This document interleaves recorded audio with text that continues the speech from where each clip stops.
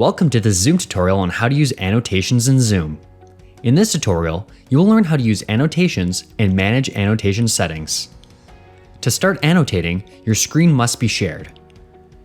Navigate to your Zoom toolbar and click Annotate.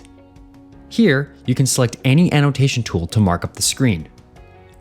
Participants can annotate by clicking View Options from their Zoom toolbar at the top of the screen and clicking Annotate.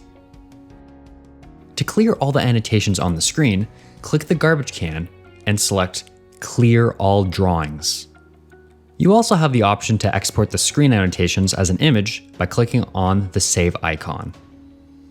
To prevent participants from annotating on your screen after the annotation exercise, click More in your Zoom toolbar. Then click Disable Annotations for Others. Now, only you can annotate.